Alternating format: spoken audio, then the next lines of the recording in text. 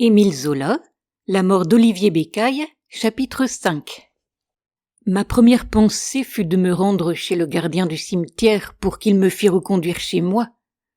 Mais les idées vagues encore m'arrêtèrent. J'allais effrayer tout le monde. Pourquoi me presser lorsque j'étais le maître de la situation ? Je me tâtais les membres, je n'avais que la légère morsure de mes dents au bras gauche, et la petite fièvre qui en résultait m'excitait, me donnait une force inespérée. Certes, je pourrais marcher sans aide. Alors je pris mon temps. Toutes sortes de rêveries confuses me traversaient le cerveau. J'avais senti près de moi dans la fosse les outils des fossoyeurs, et j'éprouvais le besoin de réparer le dégât que je venais de faire, de reboucher le trou pour qu'on ne pût s'apercevoir de ma résurrection. À ce moment, je n'avais aucune idée nette. Je trouvais seulement inutile de publier l'aventure, éprouvant une honte à vivre lorsque le monde entier me croyait mort.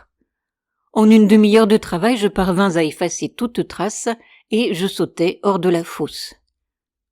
Quelle belle nuit! Un silence profond régnait dans le cimetière. Les arbres noirs faisaient des ombres immobiles au milieu de la blancheur des tombes. Comme je cherchais à m'orienter, je remarquai que toute une moitié du ciel flambait d'un reflet d'incendie. Paris était là.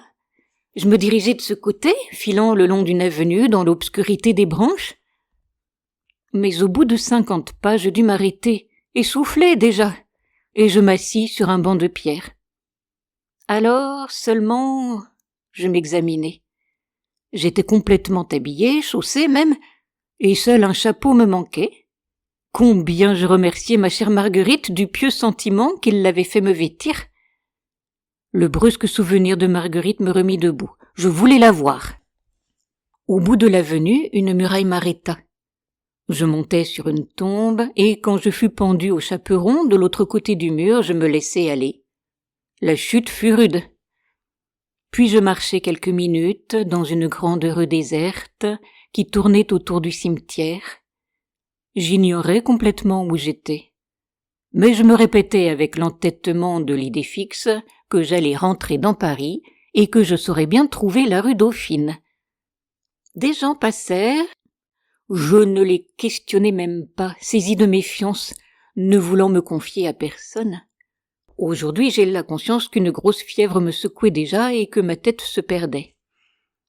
Enfin, comme je débouchais sur une grande voie, un éblouissement me prit et je tombai lourdement sur le trottoir. Ici, il y a un trou dans ma vie. Pendant 3 semaines, je demeurai sans connaissance. Quand je m'éveillai enfin, je me trouvai dans une chambre inconnue. Un homme était là à me soigner. Il me raconta simplement que, m'ayant ramassé un matin sur le boulevard Montparnasse, il m'avait gardé chez lui. C'était un vieux docteur qui n'exerçait plus. Lorsque je le remerciai, il me répondit avec brusquerie que mon cas lui avait paru curieux et qu'il aurait voulu l'étudier.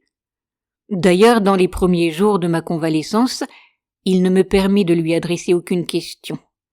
Plus tard, il ne m'en fit aucune. Durant 8 jours encore, je gardai le lit, la tête faible, ne cherchant pas même à me souvenir, car le souvenir était une fatigue et un chagrin. Je me sentais plein de pudeur et de crainte. Lorsque je pourrais sortir, j'irai voir. Peut-être, dans le délire de la fièvre, avais-je laissé échapper un nom, mais jamais le médecin ne fit allusion à ce que j'avais pu dire. Sa charité resta discrète. Cependant, l'été était venu. Un matin de juin, j'obtins enfin la permission de faire une courte promenade.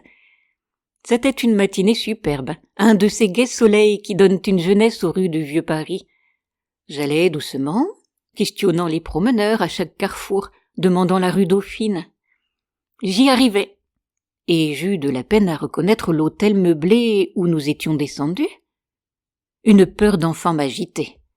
Si je me présentais brusquement à Marguerite, je craignais de la tuer. Le mieux peut-être serait de prévenir d'abord cette vieille femme, madame Gabin, qui logeait là.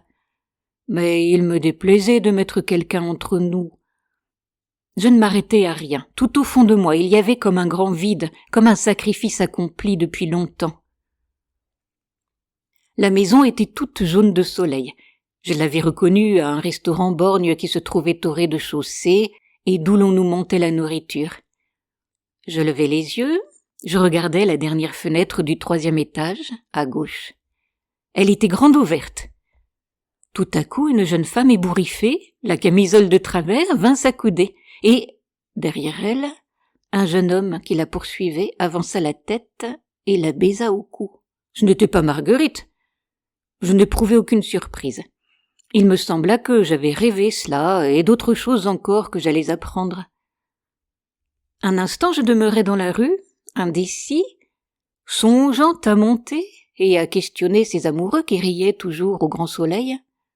Puis je pris le pari d'entrer dans le petit restaurant en bas. Je devais être méconnaissable. Ma barbe avait poussé pendant ma fièvre cérébrale. Mon visage s'était creusé.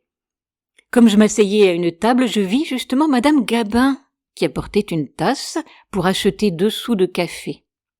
Et elle se planta devant le comptoir. Elle entama avec la dame de l'établissement les commérages de tous les jours. Je tendis l'oreille. « Eh bien ?» demandait la dame. « Cette pauvre petite de 3e a donc fini par se décider ?»« Que voulez-vous ?» répondit Madame Gabin. « C'était ce qu'elle avait de mieux à faire.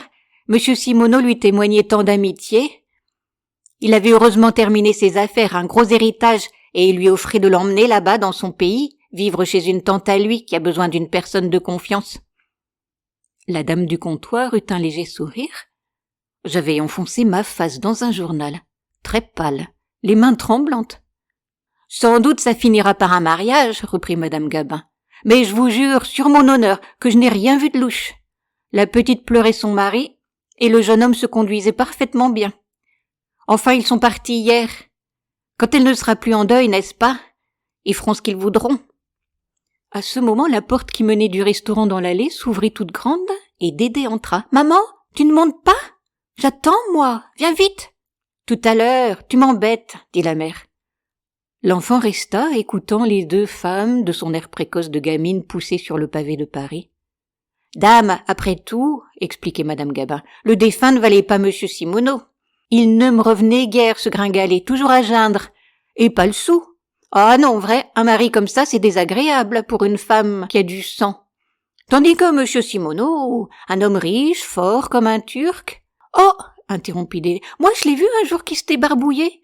Il en a du poil sur les bras. »« Veux-tu t'en aller ?» cria la vieille en la bousculant. « Tu fourres toujours ton nez où il ne doit pas être. » Puis, pour conclure, « Tenez, l'autre a bien fait de mourir. C'est une fière chance. » Quand je me retrouvai dans la rue, je marchais lentement, les jambes cassées. Pourtant, je ne souffrais pas trop. J'eus même un sourire en apercevant mon ombre au soleil. En effet, j'étais bien chétif, j'avais eu une singulière idée d'épouser Marguerite. Et je me rappelais ses ennuis à Guérande, ses impatiences, sa vie morne et fatiguée. La chère femme se montrait bonne, mais je n'avais jamais été son amant, c'était un frère qu'elle venait de pleurer. Pourquoi aurais-je de nouveau dérangé sa vie? Un mort n'est pas jaloux. Lorsque je levai la tête, je vis que le jardin du Luxembourg était devant moi. J'y entrai, je m'assis au soleil, rêvant avec une grande douceur. La pensée de Marguerite m'attendrissait maintenant. Je me l'imaginais en province, dame dans une petite ville, très heureuse, très aimée, très fêtée. Elle embellissait, elle avait 3 garçons et 2 filles. Allons, j'étais un brave homme d'être mort et je me ferais certainement pas la bêtise cruelle de ressusciter.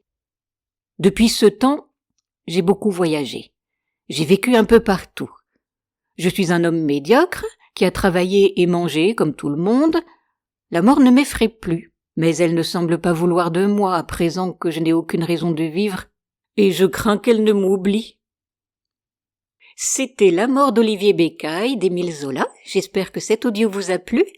Vous pouvez retrouver Histoire et poésie sur ma chaîne Entendre lire.